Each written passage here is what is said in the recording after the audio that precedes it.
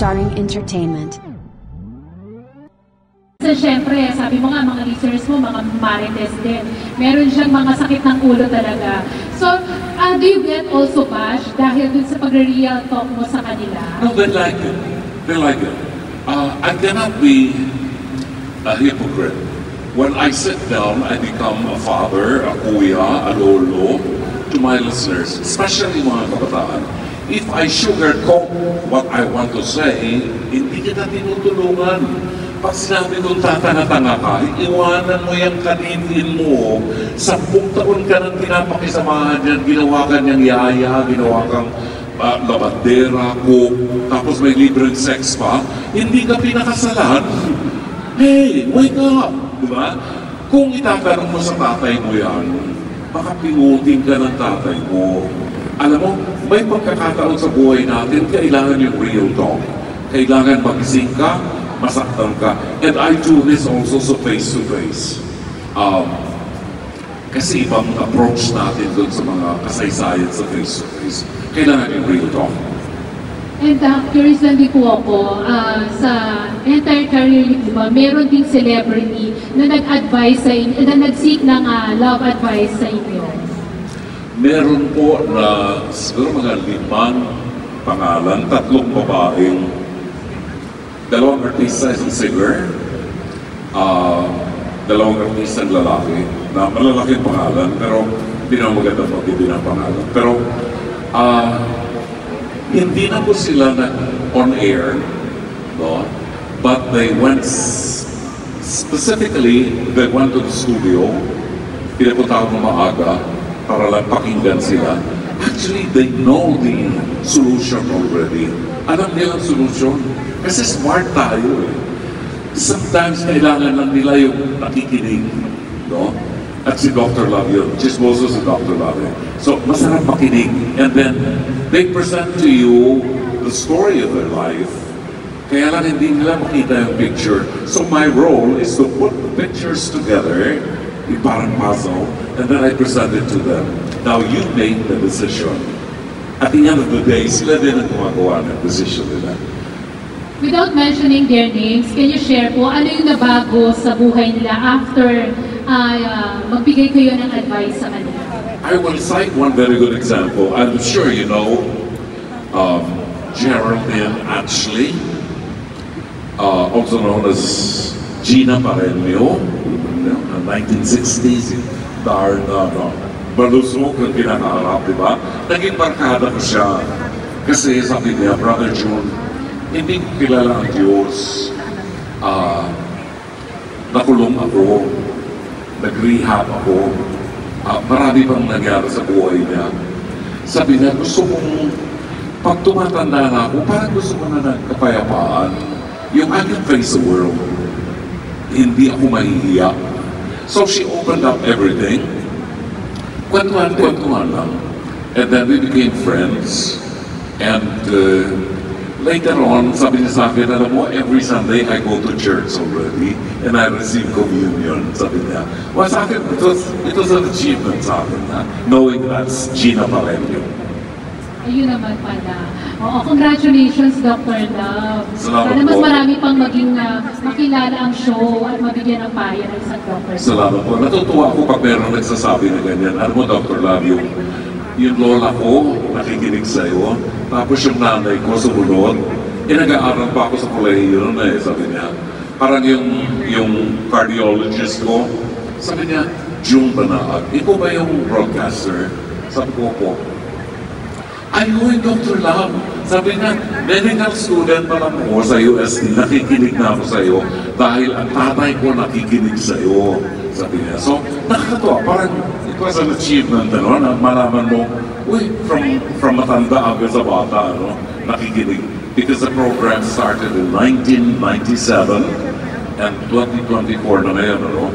So, matagal na, and nakakatuwa dahil fulfillment and achievement dahil nandun pa rin, may nagtitiwala pa sa program. Kay Ma'am Cherry, salamat sa pagtitiwala. Thank you. Thank you po. Pwede pang another question for Laila Chicador. Laila, kasi ito kanina, kinukwento ni Laila, kinumusta namin siya at naikwento nga niya na yung health niya parang medyo nag-sacrifice because of your busy schedule. Now na lumipat na ang True FM sa bagong frequency, ano ba, magbabawas ka ba ng trabaho o nagdagdag pa? At pakikwento, ano ba yung nangyari sa'yo? Nadagdagan pa yung trabaho, pero nag-i-enjoy ako. Siguro ganun talaga, pag nag-i-enjoy ka, parang di ka rin naman talaga nagtatrabaho, di ba? Marami nagsasabi sa akin na iba si Laila sa news, iba si Laila kapag nakaupo na siya at she's on board sa radyo. And I agree. Kasi syempre pag news, seryoso ka eh. Pero yung pag nakaupo ka na sa radyo, hindi siya actually trabaho para sa akin. It's my way of unwinding. Nadagdagan kasi aside from yung 8 to 9:30 PM ko na time slot, meron akong mini game ng 5:15 to 5:30.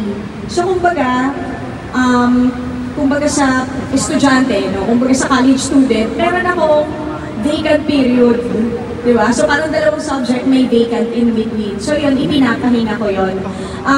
Originally kasi itong mini game na to, nasa loob siya ng 1 hour and a half na program. But since maganda yung concept, medyo pinol out nila to become a mini game in the afternoon. So nadagdagan, pero happy naman. Sa news, mabait naman sila sa akin. They are very considerate. Kasi dati ang schedule ko is 10 a.m. to 6 p.m. Ngayon, 8 o'clock to 4 p.m. na lang ako. Para mas maaga, hanggang 9:30, makatulog man ako ng kahit na 11 or 12 o'clock, at least mas mahaba na yung tulog ko. Kasi po, importante talaga sa akin ngayon ang tulog, tsaka pahinga. Nagka-stroke po kasi ako. Hindi lang halata. Kasi hindi pala lahat ng stroke ay may niwe. Hindi lahat ng stroke ay nahihirapan, napaparalyze. So, I had a silent stroke. Nagkaroon ako ng silent stroke. Meron palang tinatawag na silent stroke. And hindi ko alam talaga na nagsustroke, na na-stroke ako. Nalaman ko na lang nung na-confine ako sa ospital. Wala kasi siyang symptoms eh. Nagkaroon lang ako ng tension headache, pero sabi nga nung neurologist ko, hindi siya related. But that tension headache, ang reason talaga nun is because masyadong maraming requirements na ginawa ko for news. Pero kasama yun sa trabaho eh. Wala naman yatang tao na hindi talaga nasi-stress, di ba? Pero siguro, nagkapatong-patong lang. And mga tao lang din naman tayo, hindi tayo mga makina. So I guess the stress load just went overload. So nagkaroon ako ng tension headache na hindi na related sa stress. So tumaas yung BP ko dahil sa tension headache ko. Nag-160 over 111 ako. The first time ko naramdaman kasi usually talagang BP ko 120 over 80 over 90, ganun lang. So, I just decided na ipahinga ko siya ng 1 linggo, nung normal na yung BP ko, I went for a checkup. Sabi nga ng doktor, tension headache lang yan. Maybe due to the stress that you've been feeling lately because of work. So, binigyan niya ako ng meds. Pero, pina-MRI din niya ako. So, that weekend, sumalang ako sa MRI. My father-in-law is a radiologist. So, binantayan niya yung MRI. Hindi siya pumayag. Doon pa lang alam na nila na meron akong bara. Pero hindi nila sa akin sinabi. Kasi alam nila kung paano ako magre-react. Si panic ako eh. Si panic, si worry, si overthink. So they didn't tell me. Although nung time na yun, alam na talaga nila. Sunday pa lang ng madaling araw, alam na nila. Dumating na yung Monday. So na-anxious na ako, hindi ko alam eh kung ano yung result. Pero doon pa lang sa MRI, sabi ko, Lord, ikaw nang bahala. Pag meron, please guide me through. Pag wala, sobrang thank you. Eh, meron. So, guide me through. Ito na. Sabi ng doktor, Dear, wala siya sinabing mention ng stroke ha. Dear, may bara ka kasi sa utak. May bara ka kasi sa vessel. Kailangan ka namin i-confine. Habang may crackling sounds. Ayan. Kailangan ka namin i-confine. So, to cut the story short, nung na-confine lang ako, tsaka ako nalaman na na-stroke pala ako kasi pinalakad nila ako, kung ano-anong test ang pinagawa, napikit ako kung ano-ano, lahat pasado. Tsaka lang nila sinabi na stroke ako, so nagulat ako. So my family just told me, ayaw namin kasi nasabihin namin sa'yo sa bahay kasi baka lalo kang kumapano. At least ngayon nakasaksak na yung swero, kahit pa paano, gumagana na yung med sa loob ng katawan mo. Kaya mas minaigi namin na dito na lang sabihin sa ospital.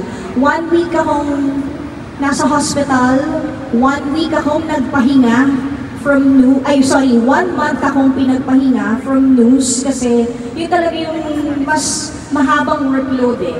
When you're on board sa radyo, that's just an hour and a half. Sabi mo ng 2 hours with preps ng makeup, everything. So, less yung stress. Tsaka, sa radyo, kasi tawa lang ako ng tawa. Diba? Tawa lang tayo ng tawa. So, hindi talaga siya stressful para sa akin. Pinayagan nila akong mag-board work after 2 weeks ng pagkaka-confine. So, nakabalik ako agad sa radyo after 2 weeks, given the provision na wag rin masyadong itodo mo. So, eventually, nakapag-adjust naman ako. Ngayon, I'm back with news. And kahit pa paano, I can see naman na naka-recover ng mas okay ako ngayon kaysa nung mga, siguro kung makikita nyo ako like a month ago, iba eh. Kasi pagbalik ko sa news, may hilo, may times nanginginig talaga ako. Pag napapagod ako, nararamdaman ko nanginginig ako. Pero ngayon, mas okay na ako, mas na-handle ko na siya. And I guess it's also because of the meds and the management. Natuto na ako ngayon.